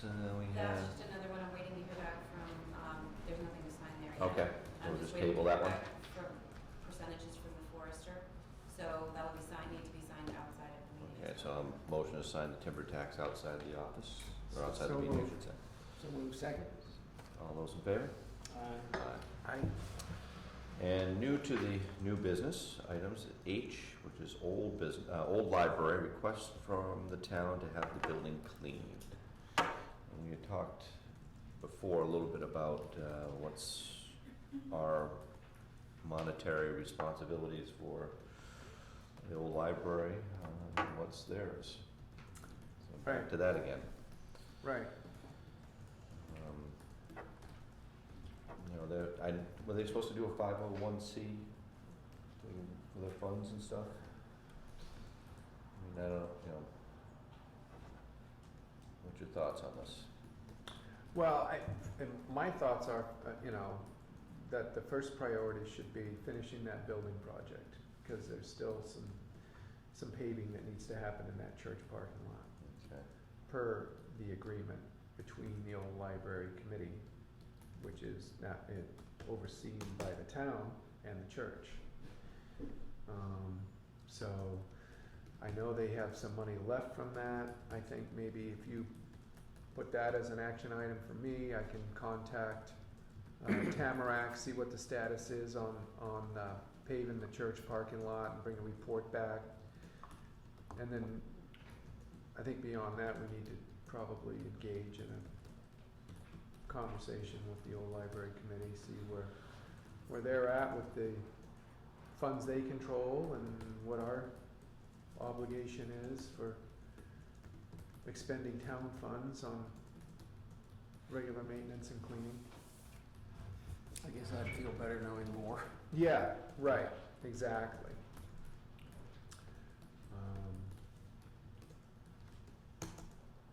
But I can certainly have a conversation with Tamarack between now and the next meeting. Find out what the status is on finishing the project. Want me to take care of approaching the members of the old library committee? Sure. I don't know if, Put that on my docket. Get their input on that. All right, anything else on that? All right, moving on to item 9, which is the Wildcat Townhouse Resort with Martha. Oh, Martha. Martha. I'm gonna be nice to you guys, because I can't get buried in town without you. This is for us. Nice packet here. Holy cow. This one? Yeah. There's 2 separate sections. I should, just before we start, the last 3 pages was a confidential memo at one point in time, 10 years ago, so I just kept it separate. And there was another thing I added to the back too. Yeah. Oh, you did, okay. My What in the husband, middle, yeah, Hmm? it's that middle part that she's talking This one? about. Oh, attorney-client thing?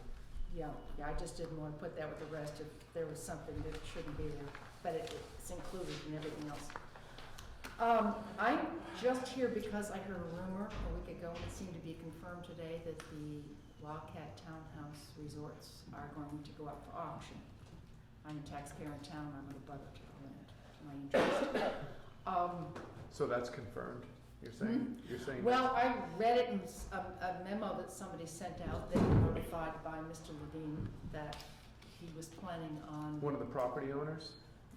Mr. Levine is now, No, I mean, the memo, went to one of the property owners, yes, and somehow I got a copy of it. I had heard it from 2 other people around town. So I was concerned that if it goes to auction, that the town may have interest there from prior years. And I'll just read a statement of the point of what I'm trying to say here.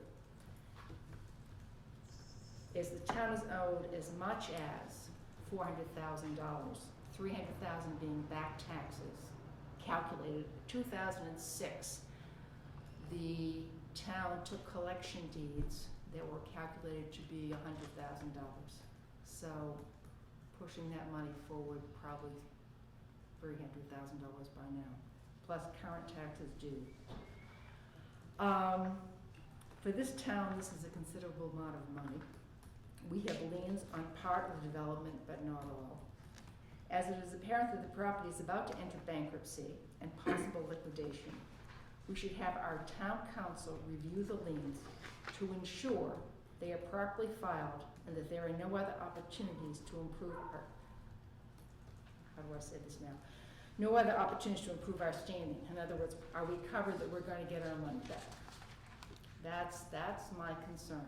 And what you have in front of you is a timeline, a brief timeline of some of the history back there. Then it goes into a couple of my opinions and notes. And then a series of exhibits. I went through town records and pulled out what I thought was appropriate to work that had already been done, lawyers' opinions, situational summaries that other people had written, copies of the different tax liens, some pictures of the plans, so that any one of you could get a quick background of what's going on.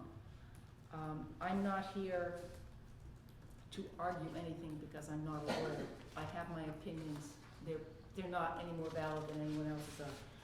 My concern is that the town, no matter what happens in the future, gets their money back, and that the property is just not sold around our old rights or something done.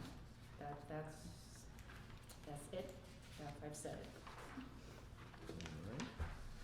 You can go to sleep on that for nights.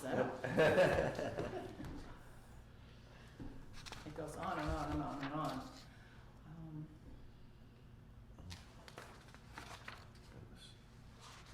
Karen, do you have anything? Other than, I was contacted by one of the property owners as well as Kevin, and she forwarded a letter that was given to her by Mr. Levine, indicating that he was requesting each of the individuals to sign over their deeded rights to him. And I'm correct without reading all the way, I believe he stated in the letter that in exchange, he would not request them to be liable for any of his liabilities. So it doesn't look like a very nice letter. I do have a copy if you need it, but I think Kevin and I both have a copy. Last like to have a time I copy, looked, we're but- around 88,000 in back taxes. I'm sorry, what was the number? We're around 88,000, and that was at least a couple of weeks ago. 88,000. The question one person had who I talked to about this is this the selectmen's issue, the back taxes and the liens, or is it the clerk's office?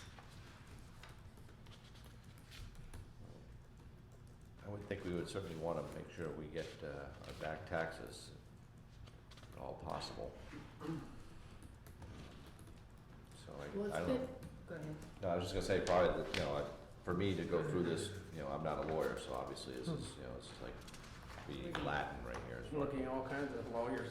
Right, so They're all obviously, having fun. Every lawyer that we've ever had is a piece of this. I know, it's incredible. I think what I see is going on is that the property that was we liened, was the right to build, but you can't have a right to build unless you have property to build it upon. And so we have 17 lots, 700 square foot lots floating around over there that are ours, that tomorrow we could actually use those rights to build something. And in that we own the right to build, and that would include the lot of land underneath it, we have real property over there. And I don't think that the property can be sold outright if we own a piece of it. That's my first argument. And my second argument is that since we own lots, we have a percentage basis in the 31 acres of undivided property there. A lawyer, again, that's just where I'm coming from. I think we have real property there. I think we have a real say, and I think we should get our money back without any question. But I'm not a lawyer, so have fun.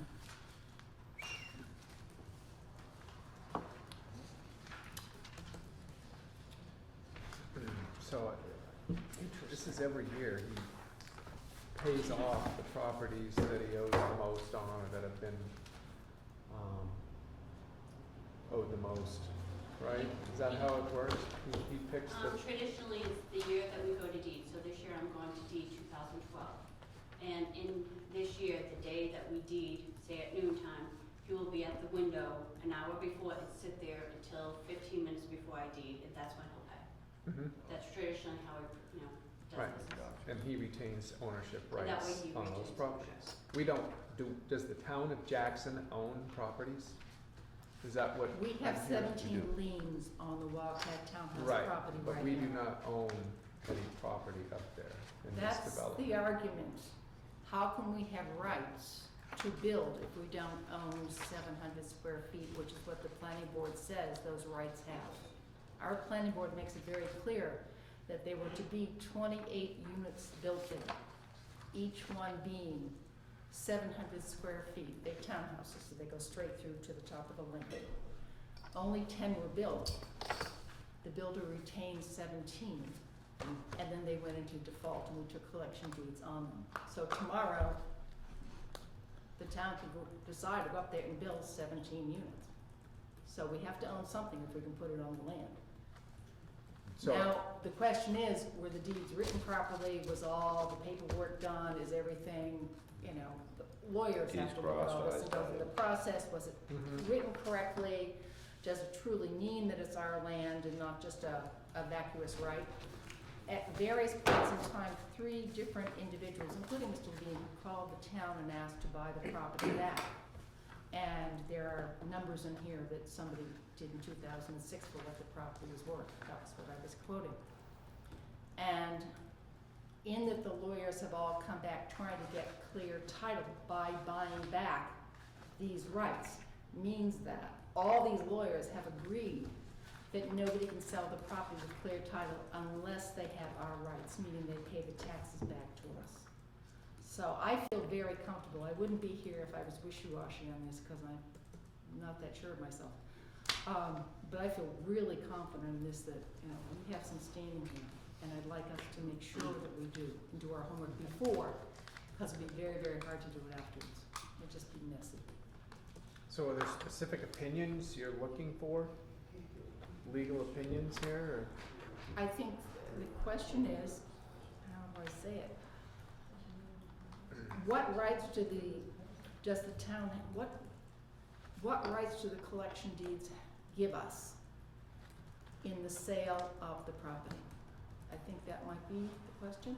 and I Do you think that's so? probably, I don't know what you guys think, but that seems like the New Hampshire Municipal Association Local Government Center would be the place to start with that. I would think so. Obviously, they were involved in 2006 because there's information here on their letterhead, so. They went through, yes, how they there's- could sell the property if they wanted to, but the actual issue of involvement. By they, you mean who?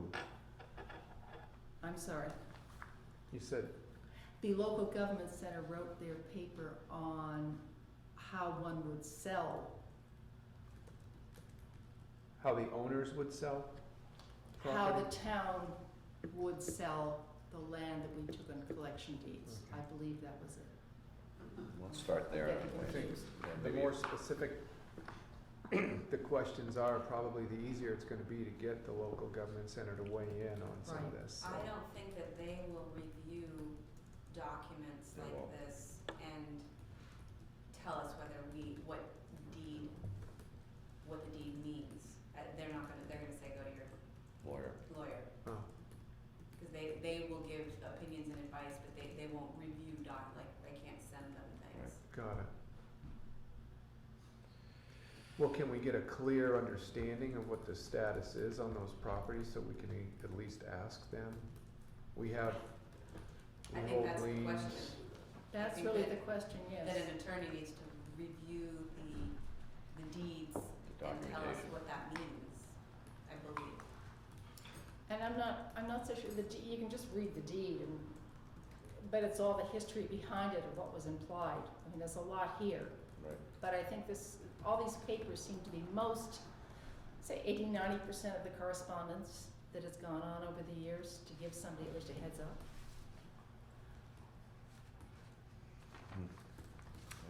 So I'll have to engage a lawyer, I guess.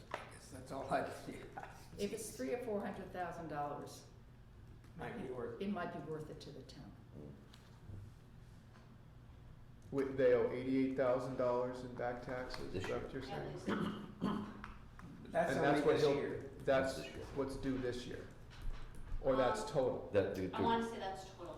That's total. $88,000 total is what he would need to pay the town in back taxes to get the liens taken off of his No. property.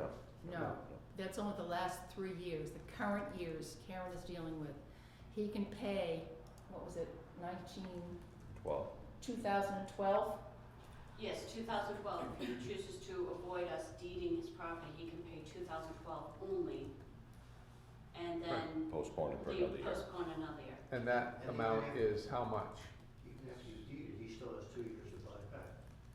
3 years to buy back, and within the 3 years, any owner has the right to buy back a property you deeded, but they must pay a 15% penalty. You can't transfer the property even if you Wanted to. take it back. For 3 years. 3 years. Right.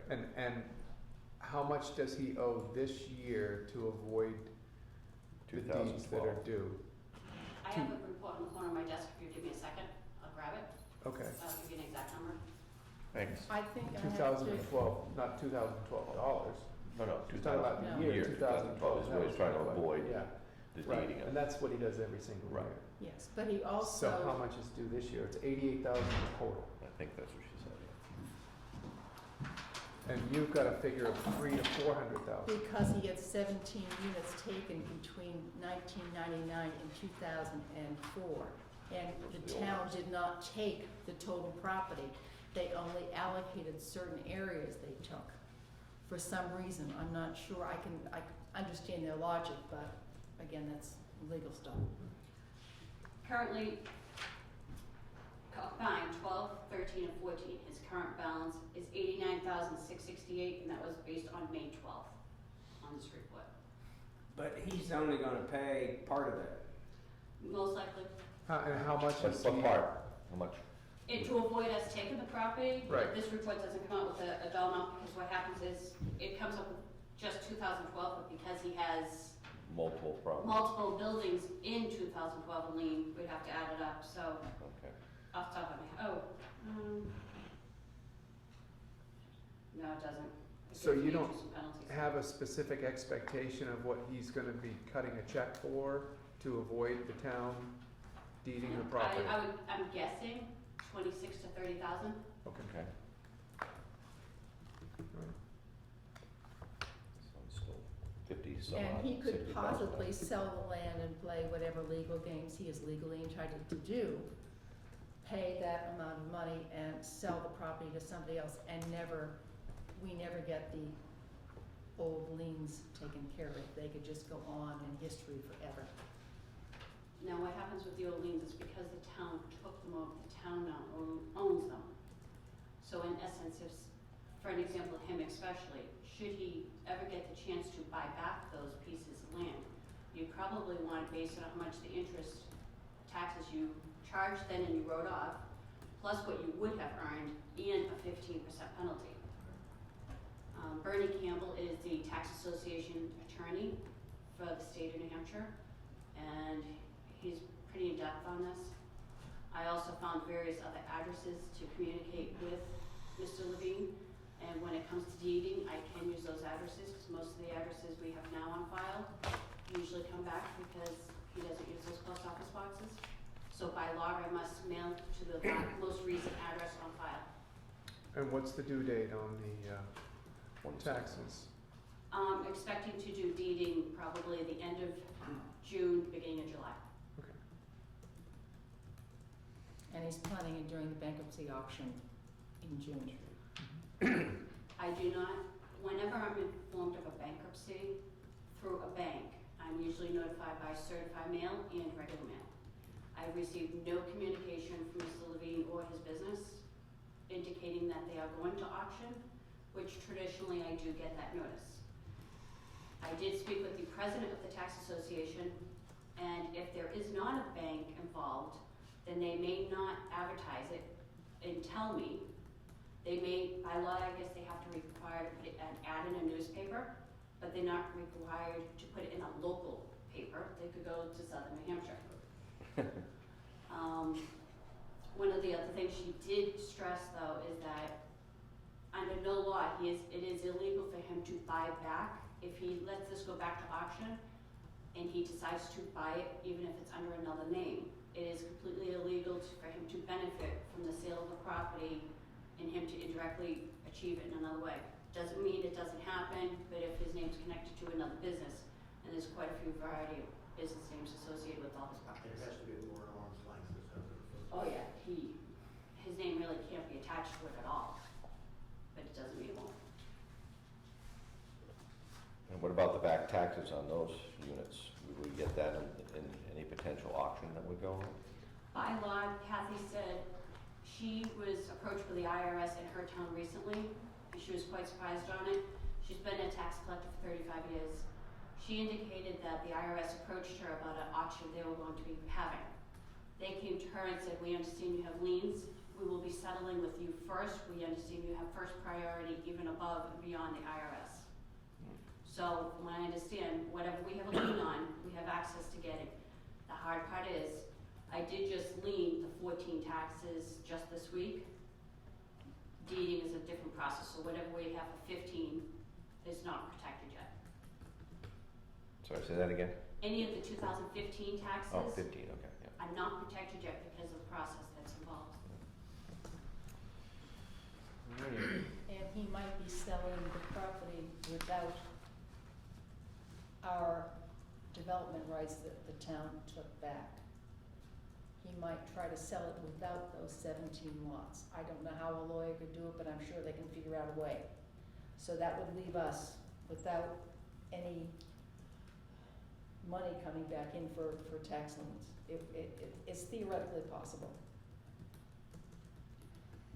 So that's why I implore you to hire a lawyer and see what our rights are. The liens are registered in the county, aren't they? Yes. Yeah. So you can't redeed without those liens being satisfied. No, it's not that easy. It isn't, because it's a Yeah. right to build. Some people argue it's a right to build. I argue it's actual property. And that back and forth tension between the two is what the lawyers have a lot of fun over. So what you're suggesting is that he would sell the building rights? He could sell just the building rights, yes, and keep the land. He could do that. Right. Because of the way it's set up right now, the owners of the timeshares. But our subdivision rules don't allow you to transfer the building rights without the land. Well, there's also something in here in the rules and regulations, the amendments, the declaration of covenants. It says that the association may never lien the land, and the land has been liened. And You now gotta go, the Martha. association has been dissolved. But I'm talking about our subdivision regulations, because that is a subdivision on record. You can't just transfer the subdivision rights.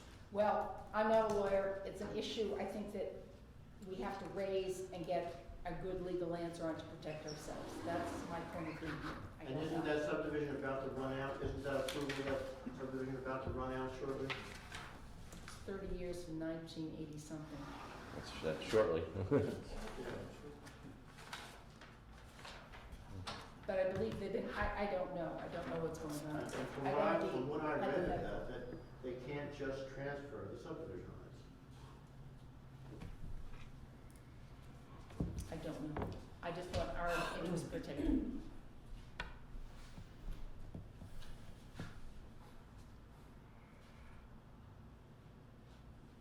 All right, well, I guess we'll have to throw it at Peter, I guess. I'd throw it to Peter. Yeah. I don't know how. else I to do wouldn't it. even know how to go through that process. I wouldn't even, I don't know. But I think you're right. You obviously don't want to throw away any rights the town has or let it fester anymore, because all it's going to do is give him an option to take something. This is just an FYI, right? I'll just mention that. All righty. So that- Thank you. So Peter? Okay. All right, thank you very much. Also, as part of that subdivision, the town has the right of Go to Peter. denial of the transfer, regardless. In other words, forget the fact that you can't transfer without the land. But even if he sold the land, the town has the right to reject the transfer of subdivision as part of that subdivision agreement. I don't disagree with anything. It's up to the lawyers. It's convoluted. Yeah, I think it's convoluted. So we have a vote for Yep. Peter? Yep, we're good, thank you. Item number 10, old business, anything, oh, we have, just Just one little thing here, FYI, the Department of Revenue Administration, DRA, has given us our assessing numbers here, so this is just an FYI that came in. Don't have to sign anything or anything on that. But. Alrighty, any old business? Any old business? So you have a town evaluation now, is that what?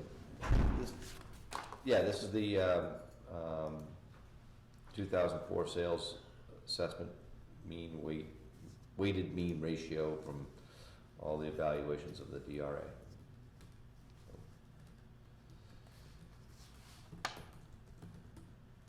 From Linda Kenny.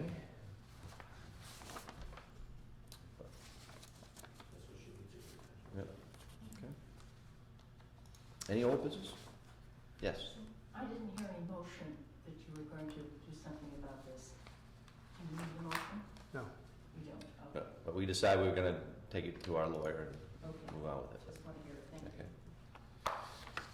No other old business? Public comments? Anyone? All right. Take a motion to adjourn. So moved. Second? All those in favor? Aye. Aye. Thank you all for coming. Great reading it to you. I can't do this job, see, I'm glad you're doing it.